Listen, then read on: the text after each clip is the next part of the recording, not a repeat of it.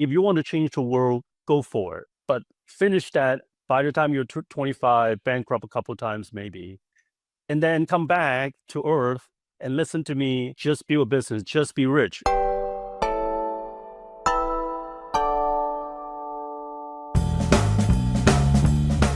Hello and welcome to Confessions of a B2B Entrepreneur. My name is Tom, your host, and today we have Sze Wong, who has an incredible journey capturing the mobile wave back in 2008/9, building the first form builder for the iPad. The business is still live today with roughly 100 customers, fully bootstrapped.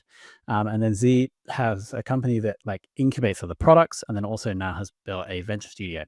So we talk about B2B software and how AI is going to impact that. Very exciting. Before we get into that, quick shout out to fame.so for producing the show. If you'd like a show like this, please go to fame.so, request a proposal, and let's jump into that episode with Sze now. If you're building a B2B SaaS product or AI agent, check out GearHard. They're not just a dev shop, they're founders who built and exited their own startups. So whether you're validating an idea, already scaling, they know how to meet you where you are. They've helped launch 70 products, including Smart Suite, which raised $38 million. Right now, Confessions of a B2B Entrepreneur listeners get a free strategy session and 20% off validation, discovery, and prototyping throughout September. Hit the link in the description to claim your slot. Sze, welcome to the show. Thank you. Thank you for having me. Okay, so we have someone here with deep B2B entrepreneurial experience. And then also, it seems at least, some deep expertise in AI. So we're going to start with the first one, then we're going to move on to the second. So first, I want to talk about a company that you founded a while back called, well, I think the first name might have been iForm Builder, but then it was also maybe rebranded to Zerion. Is that correct? Cool. Yeah. Just right. It's one and the same. Same thing. Just for the benefit of the audience that are not aware, could you give a high level overview of what the business is? And then I want to understand how we built it. Right. So high level, what it is Zerion, it's a company name. iForm Builder is the product. In the early days, we always dream about having many products. That's why the company name and the product name is not the same thing. But like many startups, we end up honing into a single product, and that is iForm Builder. And to simply put, it's digital form. Is nothing unlike Google Form, but on steroid. So what we focus on is think industrial inspection. Think something huge, like a machine, like a ship, like oil pipeline, tunnels, bridges, huge things that we inspect. We digitize the entire workflow. And in the past, people will walk through, inspect these things using clipboards, using paper, using camera. Now they use their phones or tablets, mostly tablets, actually. So yeah, in the past decade or so, that's what I've been doing. I work on it since 2009. It is one of the first business products on iPad. Actually, we stay on the business page on the iPad App Store first page for almost a month, because there was none business applications. We're talking about 2010, okay, good 15 years ago, when iPad first came along. At that time, actually it's 2010, right? At that time, most people still believe iOS is just for fun. It's a personal device, is not for business. So, but a lot has changed. So that's iForm Builder. We serve mostly mid to big enterprises. So yeah, that's a high level. And we'll get onto marketing in a second, but I can see on the wall behind you might have taken a leaf from Salesforce's book with the no, they had no with it no software or something. No you guys software, have no paper. No paper. Yeah, nice. You got it. So let's just dig in a bit more. So you founded the company, right? Yep. Did you raise any money? No. So the founding of the company, I mean, that's why the company name and the product name is slightly seemingly not aligned. Because when I started the company, I actually started this company in 2003. And I I started this, actually, the story was, well, I had a training school way back in the dot-com boom, and that failed dramatically. We can get into it if you want, but that failed dramatically. Get into serious debt, and then I went back to work. So I've already declared that I'm not cut out for the business world. I tried it. I can tell my grandkids I try, and then now I can just go back to work. Um, but then I get itchy. I, so then I started Zerion Software, originally just a good old consulting firm. There's nothing fancy. Just like I came out, start taking projects, and we went on doing many, many different projects. And then until 2008, right? So the world changed upside down. Well, it's not, actually, the funny thing is, I went through this entire process. I'm talking about 2008. Did not realize the financial market has collapsed because the iPhone came out. Like, that was the big thing to me. Like, iPhone came out in 2008. App Store announced in September, August or September of 2008. And that is when, like, my world, I remember talking to my partner then, we're like, no, this is it. We have to hone in. We start working on only mobile projects. And that was 2008. During the starting point of iOS, that is like fall, August, September timeframe, to the end of 2008, we built like just anything that's like thrown our way. From like we built a rock paper scissors game. We built, like, there are celebrities want to build their own apps. We built that. We built a TV app. It's not even the remote. It's just lookup programming. Just like back then, it's kind of crazy. But then we try to get our hands on, and then in 2009 we launched iPhone Builder. So Got it. that's that. Okay. That's that story. So it was a big journey even before we got to iPhone Builder in 2009. Right. But it seems like what you guys did quite well already is that you spotted like a wave, which is the iOS. And then you probably also spent, it seems like, 6 years learning how to build applications. Yeah. So I you mean, had, that's my life, so to speak. I mean, I don't know anything else. I mean, I don't know how to turn on the faucet. I mean, the joke was that we, we when my youngest son was born, we hired a helper to help out for a couple of months. And when the helper show up in our house, my wife is still in the hospital. So I show her how to like navigate the house, different things.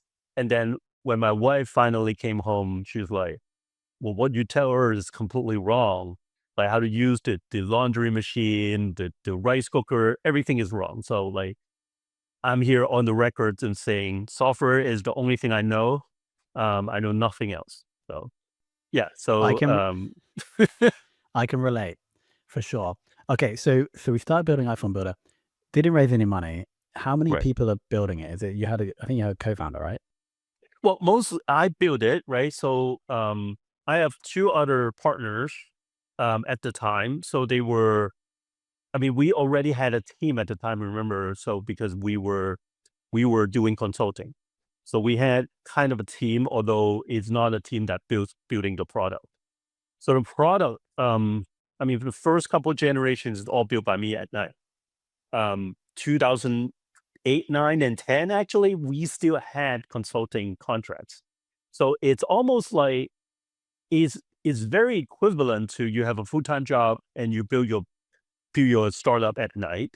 So I had I mean, although a singular company, but there are two sides of it. One side makes money, one side takes time and energy, right? So during the day, I'll work on contracts.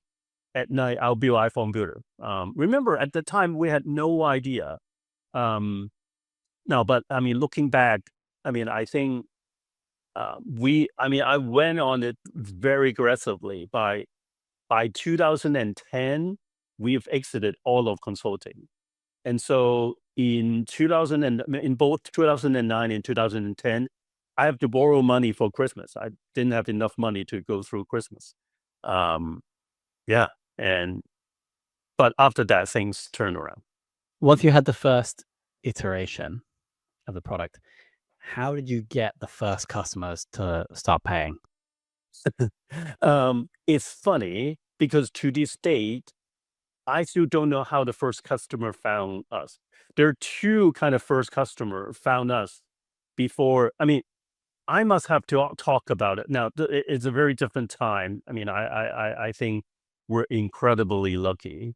We just got caught onto this mobile wave. Um, how do we get them to pay? Is by charging them. I think it's important, right?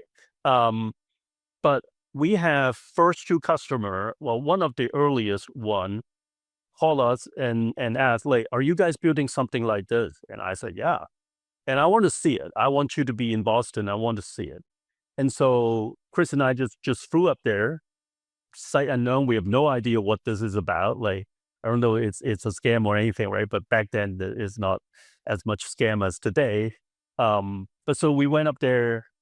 We kind of sealed the deal without a form builder. So I mean, remember, we're selling digital form. We're helping people inspect their factory, right? So this particular customer, they were inspecting water pipe. They go into businesses to inspect people's pipe to see if they're up to regulation. And the guy was like, "Well, I've been looking for something like this for a long time, even before the iPhone came out, on Windows, on BlackBerry. Couldn't find it. And this is perfect. We want it." And at the time, we did not have a form builder. Like, it is a form application. There's no way to build form. The only way to build form is by keying in directly in the database. So I actually have to type in the form. Actually, I still remember I did a tutorial, a 45-minute tutorial on how do you build form by typing into SQL Server. And then our friends call me like, "Hey, you're nuts. Like, nobody's going to go through this." Yeah, yes. So that's why we have to build a form builder to make it easier. But that was the first customer. It's a water inspection. There's also another one that's in the I think in the food industry. They're inspecting kitchens. Also found us during that time.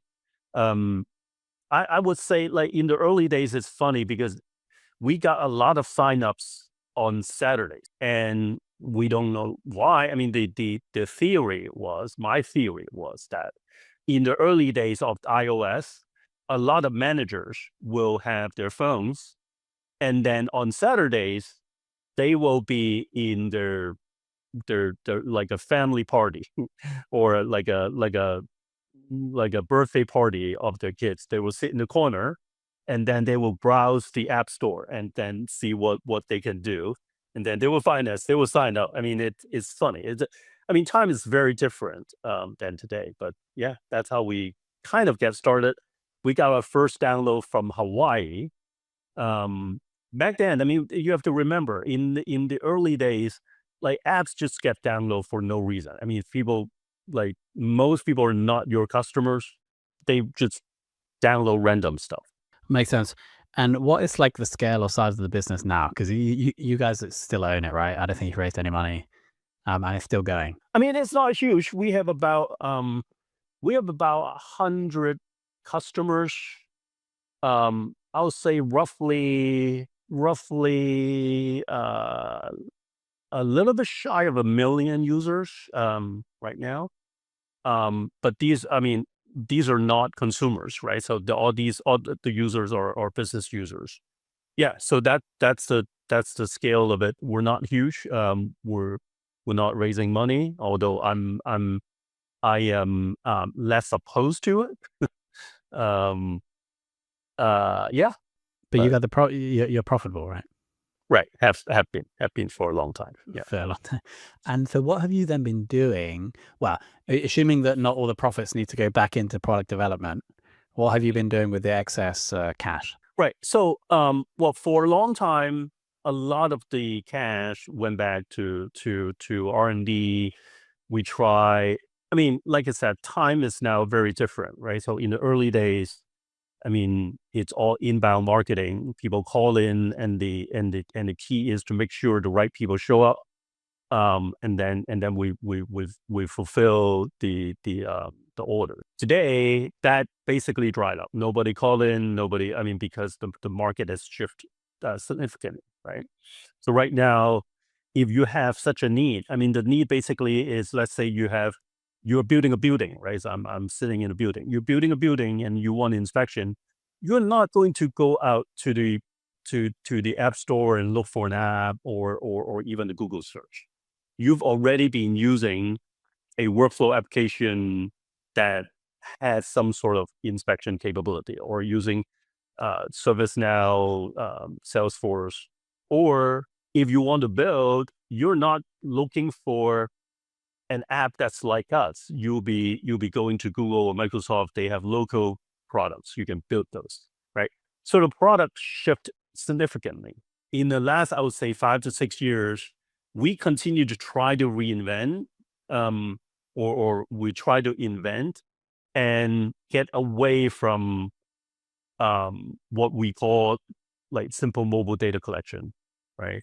So we try to go in more vertical focus. So if you go online right now, you see a lot of our agriculture focus, material, and vertical focus marketing.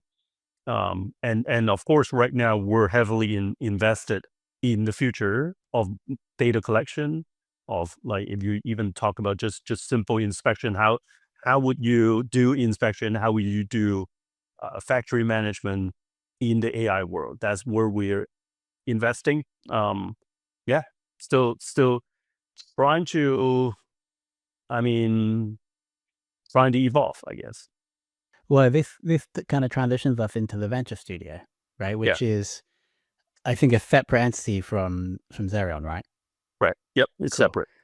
And so there, I guess, are you leveraging your experience of building business software to then find other founders and then fund them and then show them how it's done? Right. Yeah, in a very simple In term, short. yes. Yes. And so, and is the cash that you're doing that with, do you raise that from investors, or is that from like excess cash from iPhone Builder? No, no, no. So we're not investing cash from iPhone Builder to invest into the venture studio. No, except for the upfront cost that we need to, like, hire a couple people. That is from me and my partner there. Um, but the main concept is that B2B is much better as a business than B2C. Although most startups, most founders, when they first dream up what they want to do, they want to go B2C because they're a consumer, right? B2C is hard. Similar to hardware is much more difficult than software. I mean, software, you hit a button, you update everybody's code, right, within an hour. And if you build a hardware you want to update, it takes a year or two, right? So software is easier than hardware. B2B is better, easier than B2C. So I want to help more entrepreneurs building B2B startups, especially in the AI wave, right? Looking back, I felt extremely lucky that we caught onto the mobile wave, and we're in the AI wave. Now, this wave is slightly different, right? May not be as clean cut as before. I mean, in the mobile wave, you put an app on App Store, Apple told you what to do, precisely what to do, how to charge. Everything is defined by Apple, and then Android, right? Now, the world is very wide open, but everybody can clearly see this is a new wave. Things are going to change. Every B2B software will change in the next few years. So tremendous opportunity. Now, I'm getting older and I know I'm not going to be doing this forever. So I want to start thinking about what would I be doing 10, 20 years from now. And I would love to help people build more startups. Right now in the AI wave, maybe there's a next wave, maybe quantum wave or whatever, right? Um, I want to stay in the game. I don't want to sit by the beach. although maybe a little bit, right? So not too much of that. Yeah, I need to. I admire people who can work till their 90s. Got it. And so the venture studio is like you understanding what you want to be doing like now and in the future. And it isn't necessarily like coding up mobile apps. It's like advising and showing other people the way. Yeah, if it's done right, it should be encouraging a lot of people to take the leap into building B2B startups, solving simple, mundane business problems. I mean, it doesn't have to be, you don't have to change the world. I mean, how simple is this? Just a form. I mean, it's not, it's so simple, but if you do it right, I mean, there there's money there. And another thing is I always advise, well, I always advise younger startups founders to, like, if you want to change the world, go for it, right? Go for it before you're 25. Go for it, try to change the world, try to go to the moon, try to go to Mars, trying to create the next battery technology, whatever it is, right? But finish that by the time you're 25, bankrupt a couple times maybe, and then come back to Earth and listen to me and just be like, just build a business, just be rich. I mean, that's okay. You don't have to change the world. Um, I totally agree. And it's such a valid point you raise that if you are trying to build a business that like helps people and that may get you rich, as you say, in the future, it's just better to go where there's less competition, where it's like less sexy, where it's not like a mobile social app. It's like some boring B2B software that you're competing against no one or very few people. So we're in total alignment. What is the model with the venture studio? Do you put cash in at the start and then advise, or do you just advise, or how does it work? yeah, yeah. So, because I mean, by nature, I've talked about, I only know how to build. I the only skill I have is software development, right? So I can advise. Obviously, I can advise. I mean, we have other partners doing different things. One of our partner is a professional VC, so he has access to external money.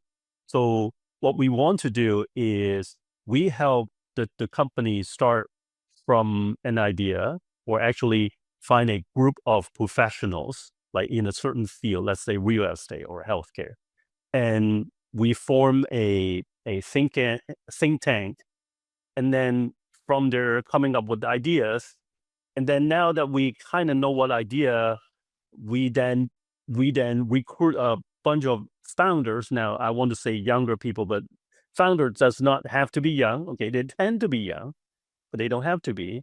And then we try to merge these two things, and in the meantime, we'll provide, we'll put in cash in the form of development resources, product validation resources, to get you off the ground first, right? And then our partner Alex is going to help raise external funding, right?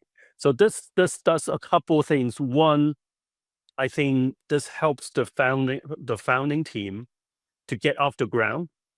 And in particular today, like the barrier to start is so low. Like, I mean, it's just like, I mean, you just have to start. It is easy.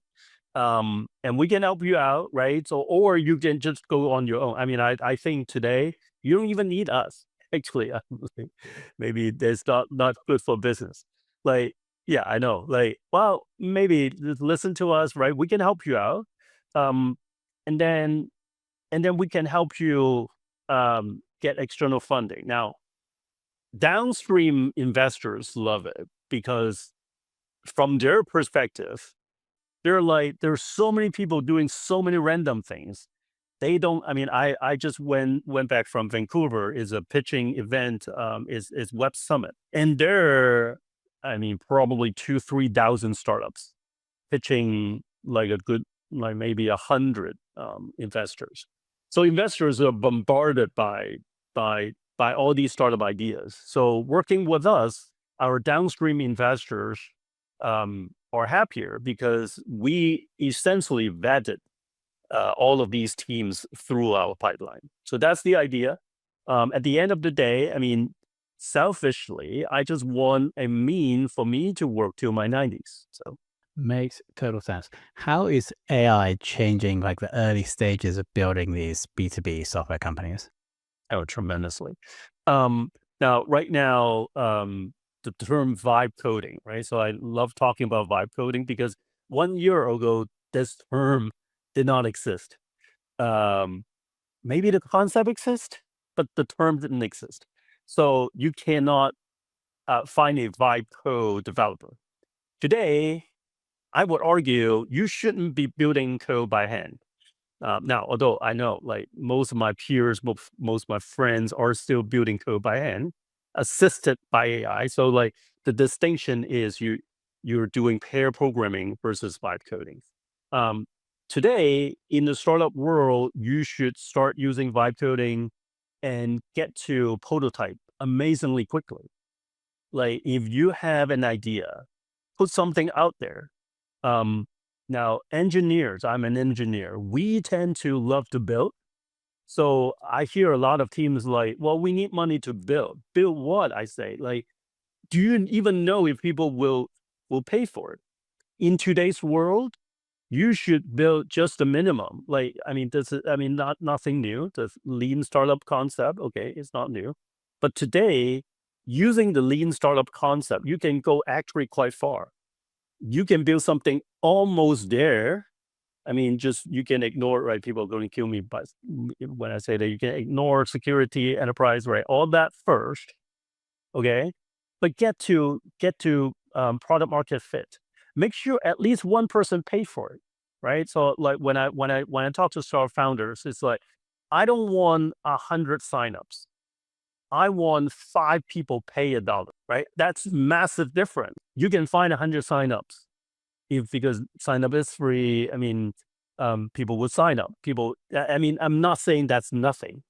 Okay, 100 sign up is still great. It's still hard to get, but five $1 pay account trumps 100 free account. So yeah, to answer your question today, you should just go. You should go use a lean startup.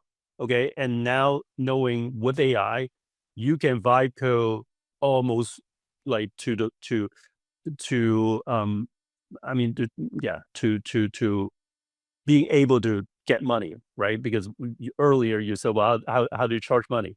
I'd say today you shouldn't have to raise money to charge your first dollar. You should get to your first dollar before you even, I mean, attempt to talk to any investors. What if your day to day these days? Are you still building on iPhone form builder? Are you just working in the studio? Well, I'm not on the day to day on iPhone Builder.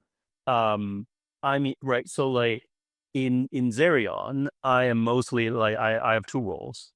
I'm the cardboard CEO. I'm the cardboard. I'm here as a cardboard. It serves exactly like a cardboard. That's my main role. And second is it's counseling.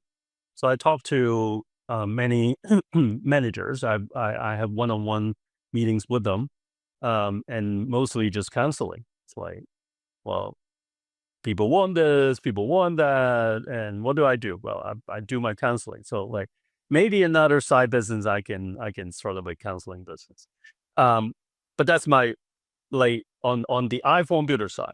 Now within Zerion, we're investing into the future of AI also. Like I have the venture studio, which is to me is a personal long-term project. Couple decades down, I'm in no rush to make it work.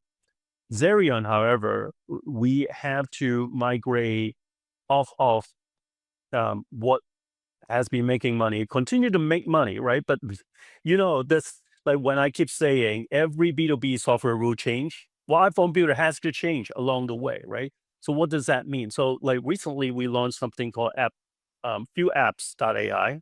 And the concept is now we can build few apps without phone builder, without iPhone builder, without any builder, right? You just can just build it.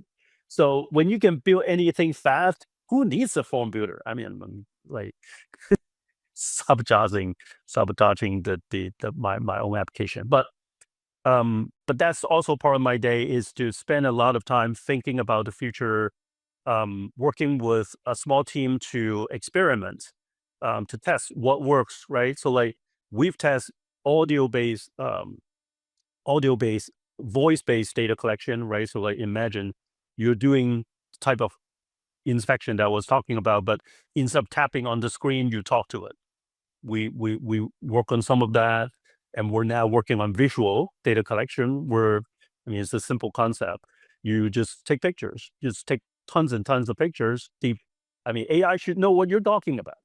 I mean, there should be very little need for typing in or saying, like using the same example as a water pipe inspection, right? So a lot of our inspection is ranking.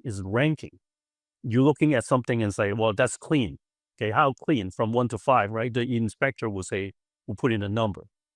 Well, in today's world, you should just take pictures, right? If we have enough training data, the app should know, like, is this level 5 clean or level 1 clean, right? So visual data collection. So yeah, to answer your question, my day-to-day is split between like being a cardboard counselor, and then doing research, helping the team just to experiment on new thing. And then I work on Venture Studio about a couple weeks, couple hours a week. Makes total sense. Okay, it's been a long journey, hasn't it? Since 2003, first building the iPhone built in 2009, but 2003 first building the consulting company. We will link to Zerion. We'll also link to the Venture Studio. Is there anything else we should link to or mention? Yeah, mention fewapps.ai. I mean, that's our new experiment. If you feel like that is the right thing to do, let us know. Like the concept is that any apps can be built relatively quickly. So just start dreaming. Let us know. Right. There we go. Fewapps.ai. Sze, thank you so much for coming on the show. No problem. Thanks, Tom.